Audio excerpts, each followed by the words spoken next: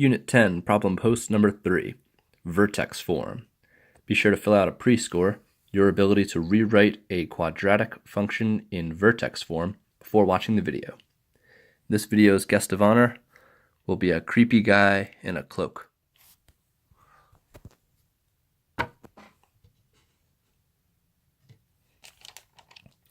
Okay, so to write each quadratic in vertex form and identify the vertex, we are going to use the completing the square method.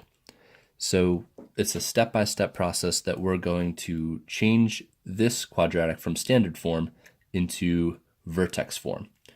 So vertex form, what does that look like exactly? That would be y equals a times x minus h squared, quantity, plus k, where hk is the vertex. Okay, so to use the completing the square method, my first step is to remove this c term from the side of the equation. I just want to get rid of it. I'm going to end up putting it back in the very end, but I just want to get rid of it now so I don't have to look at it. So y minus 3. Notice that y minus 3 can only be expressed as y minus 3 because y and 3 are not like terms, therefore they cannot be combined. So y minus 3 is equal to x squared plus 4x. Now, I had a trinomial. However, this trinomial was not what we would call a perfect square trinomial. A perfect square trinomial could be represented as a binomial squared. Like here in our vertex form where we see x minus h is being squared, this binomial will create a perfect square trinomial because it's produced by a binomial squared. So what we really need to do is find this magic number, this new c term, to make this a perfect square trinomial. To do that, we're going to take half of the b term and square it. So in this case, b is 4. So off to the side, I'm going to do b over 2 squared. In this case, 4 over 2 squared. 4 divided by 2 is 2. And 2 squared is 4. So b divided by 2 squared gave me a 4. So this 4, I'm going to need to add to this x squared plus 4x. Since I'm adding it to this side of the equation, I need to add it to this side of the equation as well. So y minus 3 plus the 4 is equal to x squared plus 4x plus 4. So I've preserved the equality because I've done the same thing to both sides of the equation. I wanted to add this 4 so I could create this perfect square trinomial. On the left-hand side, I can combine like terms. Negative 3 plus 4 is a positive 1, so I have y plus 1. And now I want to rewrite this trinomial as a binomial squared. To do this, there's a trick. Whatever half of b was, so b divided by 2, 4 divided by 2, gave me a 2, a positive 2. That's what I'm going to put in here in this parentheses. So since I had a positive 2, inside the parentheses here, I'm going to put x plus 2. And now we're starting to look a lot more like this form with x minus h being squared. For algebra 1 and for all of these examples, this a term is always going to be 1. So in these examples, 1, 2, 3, and 4, we're just going to have a as 1, so we're not really going to see a leading coefficient. Larger than 1, that is. So now the only thing I have left to do is move this 1 back over to the right-hand side of the equation. So I'll subtract 1 from both sides of the equation. The 1 minus 1 will cancel out and just give me a y. I have this quantity being squared. It's not a like term with just a 1, so I'm just going to leave x plus 2 quantity squared as it is, and then just put the minus 1 on the end. Now, after I've gone through my steps of completing the square, I can see that there is an h value and a k value. Based on the vertex form of the parabola, whatever I'm subtracting from the x is the x value of the vertex, and whatever I'm adding on the end is the y value of the vertex. So my vertex is going to be hk. So here, inside the parentheses, I have an x plus 2. But my vertex form is x minus. So I'm really doing whatever the opposite of the sign is. So my vertex is going to be a negative 2 for the x-coordinate. And here I have a plus k, so I want to use whatever sign is in front of the k term. So here I have a 1, but it's a minus sign in front of the 1, so I'm going to use the minus sign. So it's the opposite of whatever you see in the parentheses is your sign for the x-coordinate, and the same sign that you see in front of the k value for your y-coordinate. So there's my vertex, -2, -1. And here is my quadratic written in vertex form. So let's try the process again. And the creepy guy will watch. All right, so first thing I want to do is remove the c term. So I'll subtract 4 from both sides of the equation. Y minus 4 can only be represented as exactly that, y minus 4, since y and 4 are not like terms. And then I have my x squared minus 6x. From here, I want to do that side work of where I find half of b squared, so b over 2 squared. So b over 2 squared, my b term here is -6, so -6 over 2 squared. -6 divided by 2 is a -3, and -3 squared is a +9. Remember, anytime you square a negative, or anytime you square any number, the result will always be positive, unless, of course, you're squaring 0, in which case the answer is 0, and 0 is neither positive nor negative. But in any case, you are squaring a number, the result should be positive. So 9 is going to be the number that I'm going to add to both sides of the equation to create a perfect square trinomial. So y minus 4 plus 9 is equal to x squared minus 6x plus 9. I want to add this 9 here because now x squared minus 6x plus 9 is a perfect square trinomial. I can rewrite this trinomial as a binomial squared.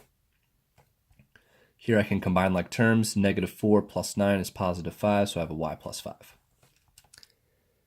Now the trick to writing whatever's in the parentheses, remember, was whatever half of b was. So when I had -6 divided by 2, I got a -3. So I'm going to put a -3 here in the parentheses. So x minus 3 squared.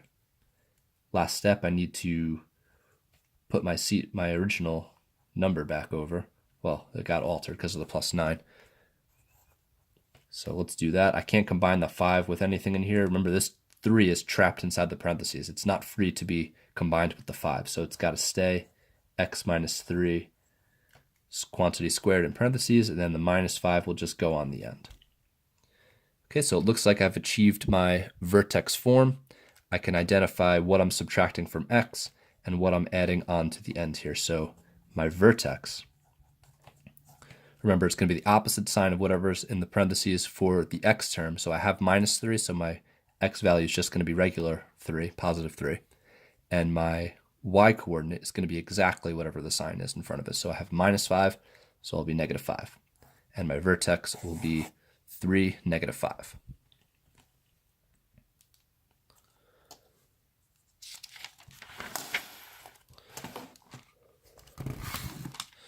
All right, 2 more. Lots of practice. Practice, practice, practice. Practice makes perfect. Well, for the most part, practice makes better. And we're not going to practice until we get it right. We practice until we can't get it wrong.